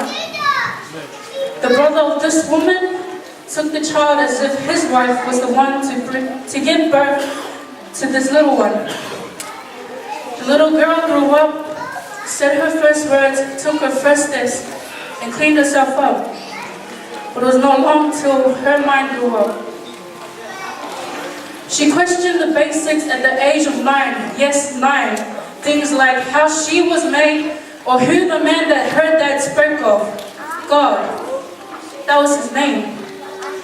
But moving on, this little girl witnessed things she was not meant to see. Like whether a hiding was meant to be abused or disciplinary. The young child saw what her dad said wasn't right. That a man should never ever lay a hand on his wife, and at that time this girl cried. When her sister was trying to fight. And her mom stepped in. And this little girl tried and she prayed for God for better times. You see, this little girl, she grew up in a church with her family. A church that goes by SISTAC. SISTAC, which stands for Samoan Independent Seventh-day Adventist. A community of Samoan individuals who come together to praise and rejoice in Jesus. You see, the church helped her family to get along and respect one another, which didn't last. As months went by, the child's faith in God stumbled. But when she heard the news that her nana had passed, her family was broken. Since they lost a beloved sister, mother, auntie, grandma, and friend. This little girl's family broke apart, where aunties, uncles, even your cousins backstabbed their own blood. This girl was quiet, but she saw what went on. How quickly family could turn and lose faith in our God. This girl grew up, but at the teenage phase, she understood more and more. She met people that positively influenced her life. People who loved the Word of God and were wise. A lady who went by the name Eleanor. Auntie Eleanor. She opened my eyes to our Lord and His teachings, telling me scriptures to look at when life wasn't easy. And she said, John 3:16, for God so loved the world that He gave His only begotten Son, that who shall ever believeth in Him shall not perish, but have everlasting life. A scripture that held meaning. A Bible verse that got me through life, knowing my journey as a Samoan, asufitu Aotearoa. Time is short. Ia veta tua Aotearoa e whaima o auna le tua, o wana mawhanga neo lo tatou iene ne lo langi. I've seen my parents hurt and cry and lose a lot in life. But the faith that my mom and my dad have in the Lord gained a shower of blessings for my siblings and I. God's helped me fill the gaps that darkness took away from me. He gave me a happy family, a future to look forward to, and the blessings of Lux Lucid and Tenebris. Through that poem, I talked about how through dark times many of us are struggling. Each person that's here sitting right now, you're all going through dark times, and you feel like no one, you can turn to no one, but there's always God. And I know that you may say, I have a best friend, or these people I can trust. You can't trust anyone but the Lord. You seek yourself first, find the person that you are, you always pray, get on your knees and pray to the Lord that help him find the guidance that you need in life. And I hope that this Sabbath, the youth was able to gain an understanding of how light can be shown into your darkness. And I'd like to end it off with scripture. Psalm 27 verse 1. The Lord is my light and my salvation. Whom shall I fear? The Lord is the stronghold of my life. Whom shall I be afraid? In tough times, people, you should all turn to your Bibles, your friends, or use them to be able to access the word of the Lord. Look to it and let the light shine in your darkness until you find that may a blessing come upon each and every one of them. In the name of Lord Jesus Christ, amen.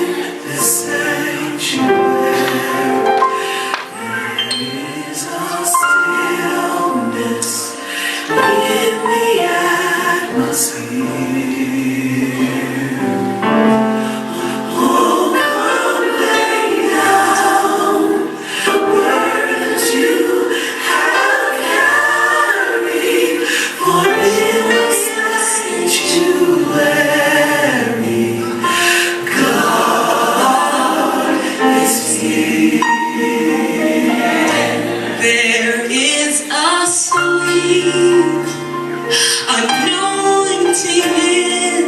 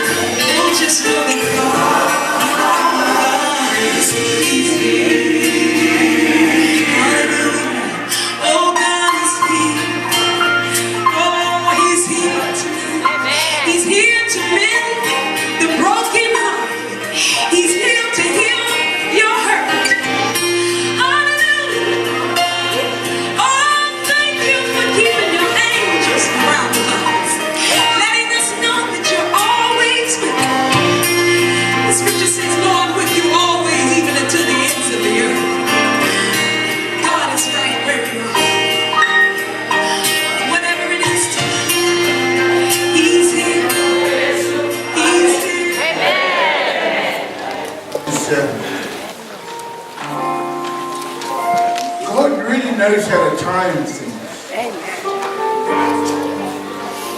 Because we've come to the end. I gotta say, Paul, what a wonderful speech. Because when I think about it, I think it's exactly the same as our own lives. I say it here, I tell us. Warmer pokalama, warmer skits, warmer biscuits. But I can't let you go home without giving something back to you young people. Amen. For what you have presented this Sabbath. You know what Dallas did today? That's exactly what's going on today. That society, although Tau Manfredi, were fighting with the devil. And I'm here to tell you that that's what's happening even today, even now, when we go home. But I hope in this thing called Lux Lucet Entenepres, that these Latin words, or Upu Latina, it's tō tātou roto.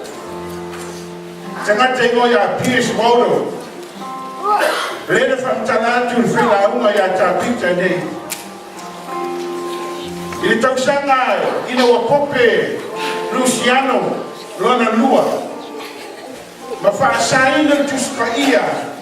Mawhaasaina kasila wala na la wala Roma Pope. I feel te ngata le mo ya Piers Waldo. Le mo te ngata Waldensians. Wala to so solid no. O fita Roma won saili. E ia fasi o tia te ngata ia isia. E tasi li upu. E tasi li fasi upu. Na feitawina na Waldensians. Lux Lucet Entenepres. Podaan sa wa o le pule Roma Pope. Wa fili tangata ia. Wa so solo le maua. Wa kopi tuspa ia. Ma wa tuatu ia lato whana. Whanau ia nene whakiruina pokalama. Ele tu tangata matua. Watantala Utusi, they were in words and they hindered in their offals. And they'll send their children to the cities. And when they went to the cities, if they were found out, they would be killed. So these parents would hug their children.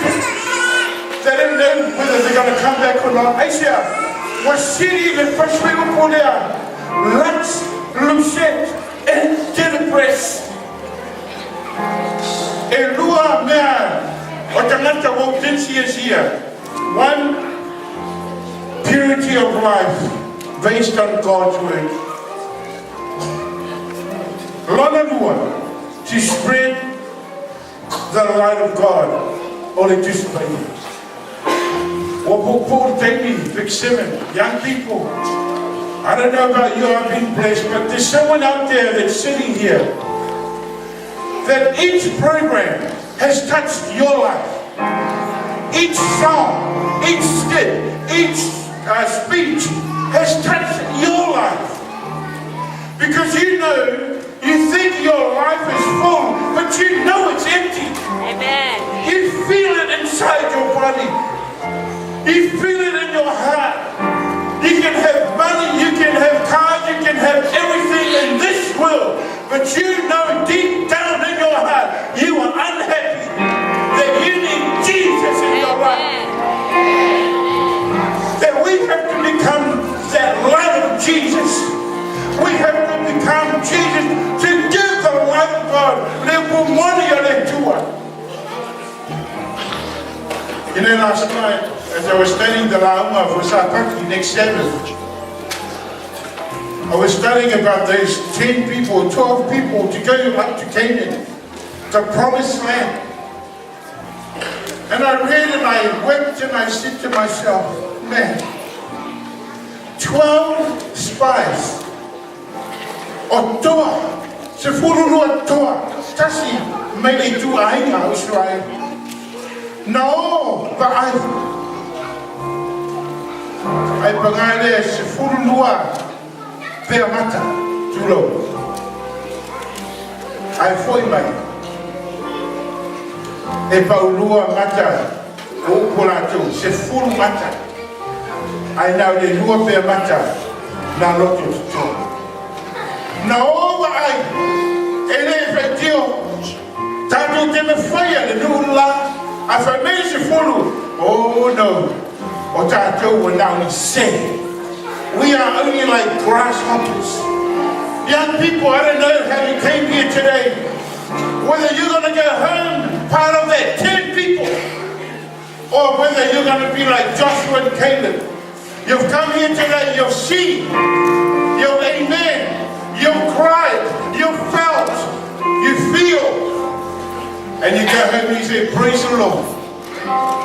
Praise the Lord for a lovely Sabbath in Jesus. You see, you can only blame yourself. You can only blame. Now, I am afraid I ought to feel this in Tala Negas. Here, Tala, I know from Tala, not to a Kalesia. On the side night, so from Tala to Tala. On the Tala Toya, you see that 10 minutes Tala for one. It's really in English, but I'll say it in Samoan, so I'll try. But there was a Parangi man, and there was an India man, and there was a Samoan man. And if I can bring on the construction, Mawaluma. I was waiting there for lunch. I feel really Parangi. You know what? Yesterday and the lunch, oh, I got the same lunch 20 years. A failure to all lunch, the same 8 sandwiches. From every food for if I come tomorrow and I have these same 8 sandwiches, I'm going to jump off the roof. Really, dear, I can't run a lunch of many dear. Oh, Blackie. The same lunch is a curry and rice.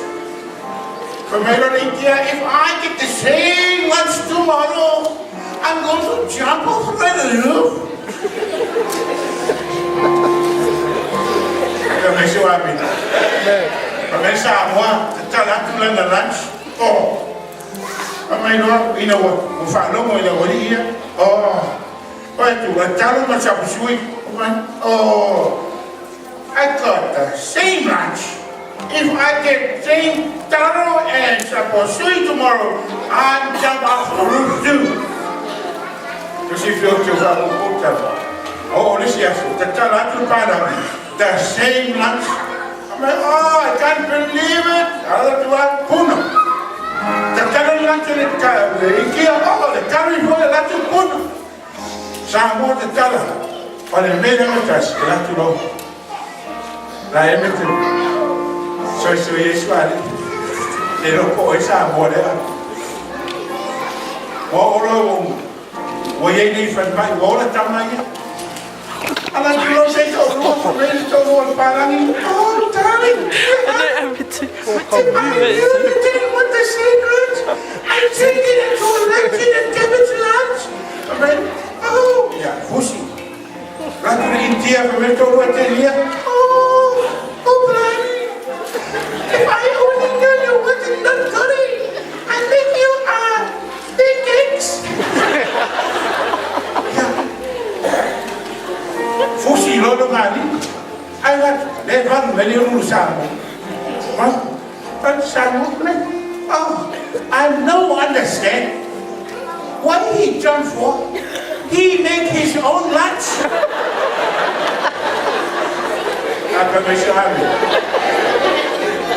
You see, it is too many. It is too many. That's so many. Blame my oil bag is so many. For your oil long lunch. If you came, if you were wanting a blessing, you go home for blessing. But if you came, if you made totalata, you go home. Now, matter. But today, young people of the Vic City, I don't know, only Jesus Christ, my Savior, can see that He wants you. That's not people, just the young people. Young people, Lux Lucette, that's Lua. Lux Lucette in Tenebres. Amen. When we go out, let our light shine. People will see. People will smell. People will feel the light of Jesus in us. God bless everyone. Time is short. But may God bless all the kay o kalbos. Yes, every to life with our o kalbos. No matter what. But let us stand now and let's sing that song.